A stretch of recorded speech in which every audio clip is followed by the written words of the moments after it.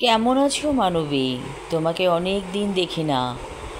তুমি কি আগের মতো নীল শাড়ি পরো, সাথে সাদা ব্লাউজ? খুব দেখতে ইচ্ছে করে তোমাকে। আজ আমার চুল সাদা, দাড়ি সাদা, সব কিছু পেকে কাশবন। তুমি কেমন আছো মানবী? খুব দেখতে ইচ্ছে করে তোমাকে। হাসপাতালের বিছানায় শুয়ে শরীফুদ্দিন বিড়বিড় করে কথাগুলো বলছে। নার্স এসে বসলো পাশে, বলল, স্যার, আপনি কি বলছেন? আমার শুনতে ইচ্ছে করছে। আমি কথা বলছি। নার্স বলল, কার সাথে?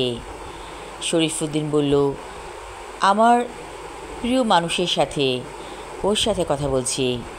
নার্স বলল, উনি কি বেঁচে আছেন পৃথিবীতে, নাকি চলে গেছেন পরপারে? শরীফুদ্দিন বলল, আমি জানি না, আমি ওকে ঠকিয়েছি। আমরা দুজন দুজনকে ভালোবাসতাম, কিন্তু বিয়ে করিনি আমি ওকে, পালিয়ে চলে এসেছিলাম। কি বলছেন? তাই নাকি? তারপর আমি অনেক বছর পর বিয়ে করেছি। বাবা মরে গিয়েছিল, ভাই বোনদের দায়িত্ব, মায়ের দায়িত্ব কে নিত? কিন্তু স্যার, মানবীকে বিয়ে করলে সেও তো আপনার পাশে থাকতো। শরীফুদ্দিন বলল, তা হয় না। মানবী ধনির দুলালি ছিল, সে কি পারত আমাদের এই জীবনের সাথে খাপ খাইয়ে চলতে? নার্স বলল, আপনি বড্ড বেশি বোকা ছিলেন। আপনি তাকে কেন ঠকিয়েছেন? ঠকানোটা ঠিক হয়নি। আচ্ছা, তুমি বলো তো, আমি কি ভুল করেছি? নার্স বলল, চরম ভুল করেছেন। তাই নাকি? আমি কি কোনো দিন মানবীর দেখা পাবো না? কোথায় হারিয়ে গেছে সে? নার্স বলল, আমার নাম চুমকি। আমি আপনাকে দেখাবো একদিন মানবীকে। তুমি চেনো তাকে? চিনি, খুব ভালো করে চিনি। আপনি দেখতে চান? শরীফুদ্দিন বলল, আগে সুস্থ হয়ে নেই, তারপর দেখব। হাসপাতালে শুয়ে আছে শরীফুদ্দিন বেশ কয়েকদিন হলো। মাঝে মাঝে স্ত্রী এসে খোঁজ নিয়ে যায়, সন্তানেরাও আসে। এই তো বড় ছেলে কিছুক্ষণ আগেও এসেছিল। যখন দেখেছে বাবা ঘুমিয়ে আছে, চলে গিয়েছিল। চুমকি বলল, আপনি মানবীকে দেখতে চান? আমি দেখতে চাই। ও আমার প্রেমিকা ছিল, অনেক ভালোবাসতাম ওকে। এখনও হৃদয়ের মণিকোঠায় ও আছে। তাহলে কেন ঠকিয়েছেন তাকে? আপনি কি আপনার স্ত্রীকে ভালোবাসেননি? ভালোবেসেছি, সন্তান হয়েছে, দায়িত্ব পালন করেছি, কিন্তু যেই ভালোবাসা অন্যরকম, সেটা হয়নি। হয়েছিল মানবীর সাথে। আমি মানবীকে দেখতে চাই, ওর হাত ধরে বলতে চাই আমার ভুল হয়ে গেছে। চুমকি বলল, আমি তাকে চিনি, কারণ সে আমার মা। কি বলছো তুমি? তোমার মা? তুমি নার্স হয়েছো তার মেয়ে হয়ে? এত বড় ঘরের মেয়ে ছিল তোমার মা। তোমার তো ডাক্তার হবার কথা ছিল। চুমকি বলল, নিয়তির পরিহাস, আমাদের সয় সম্পত্তি সব নেই, চলে গেছে। চরম দারিদ্রতার মাঝে থেকে আমি বড় হয়েছি। কি বলছো এসব? কেন সম্পত্তি হারাবে? মানবী তো ধনী বাবার সন্তান ছিল। চুমকি বলল, আমার নানা মারা যাওয়ার পরে আমার মামারা ঠকিয়েছে আমার মাকে, সম্পত্তির কানাকড়িও দেয়নি।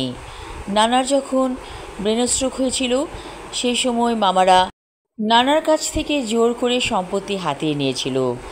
আমার মাকে কিছু দেয়নি। কলেজের প্রফেসর মা ছিল বড্ড অভিমানী। যখন আমার বাবা মারা গেল, তখন আমাকে নিয়ে একাই বেঁচেছিল। বেঁচেছিল মানে এখন নেই? আছে, মা ভালোই আছে। আমি আগামীকাল মাকে নিয়ে আসব আপনার কাছে। শরীফুদ্দিন ছটফট করতে লাগলো। আগামীকাল? আরও কয়েকটা ঘন্টা। কি করে আমি বাঁচব? আপনি বাঁচবেন, খুব ভালোভাবেই বাঁচবেন। এই যে দেখুন, আপনি এখন প্রাণবন্ত হয়ে যাচ্ছেন। আমার মাকে দেখলে আপনার ভালো লাগবে। পরদিন চুমকি তার মাকে নিয়ে এলো হাসপাতালে। শরীফুদ্দিন তাকিয়ে দেখল তার মানবী আগের মতো নেই যদিও, কিন্তু যৌবন অটুট আছে। কি করে সম্ভব? সাধারণত মহিলারা বুড়িয়ে যায় আগে, কিন্তু মানবী তো এখনও যৌবন ধরে রেখেছে, একদম তরতাজা অটুট যৌবন। মানবী বলল, ভালো আছো শরীফ? শরীফুদ্দিন বলল, আমি ভালো নেই, আমার হৃদয়ের মণিকোঠায় তুমি আছো, তোমাকে ছাড়া আমি কেমন করে বাঁচি? মানবী বসল শরীফুদ্দিনের খাটের কাছে। চুমকি বলল, তোমরা দুজনে গল্প করো, আমি চা নিয়ে আসছি। এই বলে চুমকি চলে গেল। মানবী বলল, আমার মেয়েটা অন্যরকম হয়েছে, খুব চটপটে ধরনের মানুষ, আমার মতো লাজুক নয়, যার কারণে ও আমাকে বুঝিয়ে তোমার কাছে এনেছে। আচ্ছা শরীফ, তুমি আমাকে আজও ভালোবাসো? শরীফুদ্দিন বলল, ভালোবাসি, অনেক ভালোবাসি মানবী। এই ভালোবাসাটা অন্যরকম, কোনো কিছুর সাথে তুলনা করা যায় না। মানবী বলল, আমিও তোমাকে ভালোবাসি। আমার স্বামীর মৃত্যুর পর প্রতিটি মুহূর্তে আমি তোমাকে ভেবেছি, বারবার বলেছি নিজেকে, এ পাপ, এ অন্যায়, পরপুরুষের কথা ভাববো না, কিন্তু ঠিকই ভাবনায় চলে আসতে তুমি। শরীফুদ্দিন বলল, আমরা কি আগের মতো আবার একসাথে হতে পারি না? মানবী বলল, তা আর হয় না শরীফ, আমাদের জীবনের শেষ প্রান্তে আমরা এসে পড়েছি, এখন লোক হাসিয়ে কী হবে, আমরা এভাবেই বাঁচব। এমন সময় চুমকে এলো চা নিয়ে, বলল, তোমরা চা খাও, চাটা চমৎকার হয়েছে। চা খাবার পর চলে গেল মানবী, বলে গেল আরেকদিন আসবে। শরীফুদ্দিনের অনেক ভালো লাগছে। চুমকি বলল, আঙ্কেল, আপনি সুস্থ হয়ে যাচ্ছেন, সুস্থ হতে আর বেশি দিন লাগবে না। শরীফুদ্দিন বলল, আচ্ছা চুমকি, একটা কাজ করলে কি হয়? আমার বড় ছেলে, তুমি দেখেছো তাকে?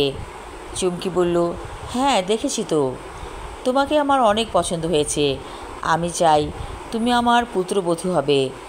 চুমকি বলল, ঠিক আছে, আমার কোনো আপত্তি নেই, আপনি মাকে সব কথা খুলে বলবেন। শরীফুদ্দিন বলল, অবশ্যই আমি বলবো, আমার আরও একটা আবদার আছে মা। কি আবদার? আমি মানবীকে চাই। এটা কেমন করে হবে?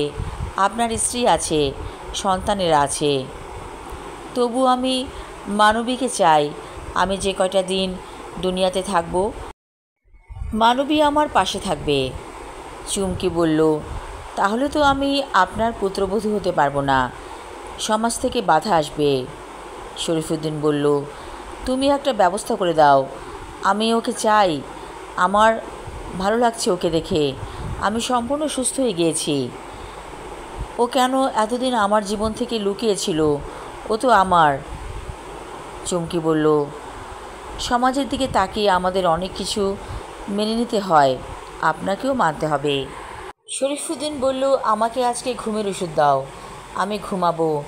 অনেক দিন আমি ঘুমাতে পারি না, মানবীকে ঠকিয়েছিলাম, সেই কষ্টে আমার ঘুমটা চলে গিয়েছিল, আজ আমি ঘুমাতে চাই।